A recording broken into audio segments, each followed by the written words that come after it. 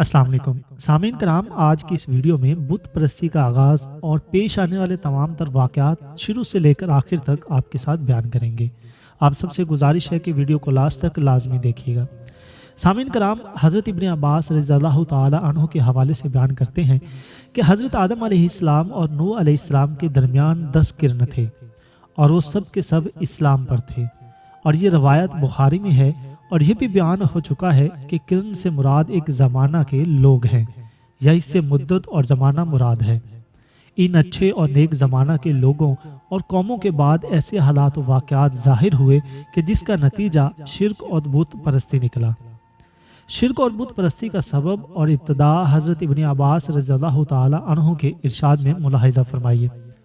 सामीन कराम, कुरान मजीद की आयत सूरत नूह आयत नंबर 23 है कि उन्होंने कहा कि अपने माबूदों को ना छोड़ो और ना ही विद, सिवा, यहूस, यऊक और नसर को छोड़ो। तशरीह करते हुए फरमाते हैं कि ये नूह अलैहिस्सलाम की कौम के नेक लोगों के नाम हैं। जब ये लोग दुनिया से रुखसत हो गए तो शैतान ने इनकी कौम के दिल में यह बात डाली कि जिन जगहों पर वो बैठा करते थे वहाँ उनके मुजस्मे बनाकर रख लो और उन्हीं के नाम रख लो। उन्होंने ऐसा ही किया और उनकी इबादत व पूजा नहीं की। जब ये मुजस्मे बनाने वाले हलाक हो गए और इल्म उठ गया तो उन बुतों और मुजस्मों की पूजा पाठ शुरू हो गई। हज़रत इब्न अब्बास रज़ियल्लाहु ताला अन्हु फरमाते हैं कि कौम नूह वाले बुत परस्त बाद में अरब के अंदर फैल गए और इसी तरह हज़रत उकरमा, ज़ुहाक, कितादा और मोहम्मद बिन इसहाक रहमतुल्लाह अलैह भी फरमाते हैं। सामीन कराम, इब्ने जरीर अपनी तफसीर में फरमाते हैं कि ये हज़रत आदम अलैहिस्सलाम और नूह अलैहिस्सलाम के दरमियानी ज़माने के नेक लोग थे और उनके बहुत से मुतक़दीन और पैरोकार थे।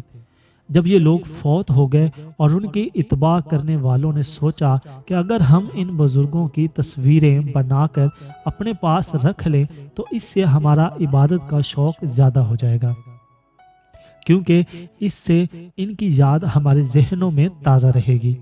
तो ये सोचकर उन्होंने इन नेक लोगों की तस्वीरें बना ली। फिर जब ये फौत हुए तो उनके बाद वाले लोगों के पास इबलीस आया और कहने लगा कि तुमसे पहले लोग इनकी इबादत किया करते थे और इसी वजह से इन पर बारिश बरसती थी। तो इबलीस के कहने पर बाद वाले लोगों ने भी इनकी इबादत शुरू कर दी। सामीन कराम, हज़रत उर्वा बिन ज़ुबैर फरमाते हैं कि वुद, यगूस, यऊक, नसर हज़रत आदम अलैहिस्सलाम की औलाद से थे और वुद इन सब से बड़ा था और ज़्यादा नेकोकार था। अब सामीन कराम याद करते हैं कि सबसे बड़ा जो वुद था उसकी पूजा की इब्तिदा कैसे हुई।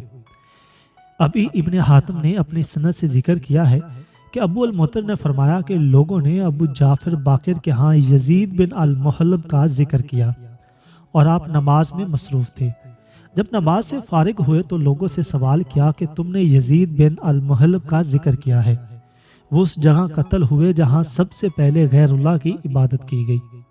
फिर उन्होंने वद का जिक्र किया कि वो नेक और सालेहा आदमी था और लोग उनसे बहुत मोहब्बत करते थे। तो लोग उनकी कब्र पर झुक पड़े और वहाँ गिरिया उजारी शुरू कर दी। सामीन कराम, जब इबलीस ने इन लोगों के गम और परेशानी का ये हाल देखा तो इंसानी शक्ल और सूरत में उनके सामने आकर कहने लगा कि तुम इस शख्स पर इतनी आहोजारी कर रहे हो, क्या मैं तुम्हें इस जैसी इसकी एक तस्वीर न बना दूं?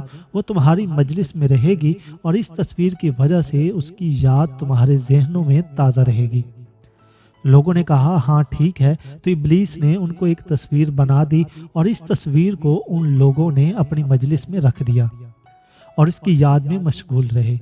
जब इब्लीस ने देखा कि वो लोग इस तस्वीर के ज़्यादा मगन रहने लगे हैं और वो दीवाना वार फरीफ्ता हैं तो फिर उनसे कहा कि क्या मैं ये तस्वीर हर एक के लिए अलग अलग न बना दूँ और वो हर एक के घर में रहेगी और इस तरह तुम उसको अच्छी तरह याद रख सकोगे। उन्होंने कहा, हाँ। अब शैतान ने हर घर के लिए अलग अलग एक वद मूर्ति बना दी। इस तरह वो लोग इस नेक शख्स की याद में मसरूफ़ रहे और उनकी औलाद ये देखती रही। इस तरह नस्ल दर नस्ल ये सिलसिला चलता रहा। आखिरकार उनकी याद का सिलसिला ख़त्म हुआ और उनकी औलाद की औलाद ने वद के बुत की परस्तिश शुरू कर दी। تو سب سے پہلے اللہ کے سوا بت کی پرستش کی گئی۔ تو اس روایت کے مضمون سے معلوم ہوا کہ مذکورہ تمام بتوں کی کسی نہ کسی نے عبادت کی ہے۔ سامعین کرام، آخری بات بتانا چاہوں گا کہ حضرت ام سلمہ اور ام حبیبہ رضی اللہ تعالی عنہ نے حضور اکرم صلی اللہ علیہ وسلم کی خدمت میں ایک گرجے کا ذکر کیا جو انہوں نے حبشہ کے علاقہ میں دیکھا تھا، اور اس گرجے کا نام ماریہ تھا، اور اس کی خوبصورتی کا تذکرہ بھی کیا اور آپ سے عرض کیا کہ اس میں بہت سی تصویریں تھیں۔ تو آپ صلی اللہ علیہ وسلم نے ارشاد فرمایا کہ ان میں جب کوئی نیک آدمی فوت ہو جاتا تو وہ اس کی قبر پر مسجد بنا لیتے اور اس میں اس شخص کی تصویر بنا کر رکھ لیتے۔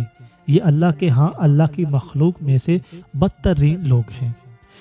سامعین کرام، مزید ایسی اسلامک اور ہسٹوریکل ویڈیوز دیکھنے کے لیے ہمارے چینل کو ضرور سبسکرائب کیجیے گا۔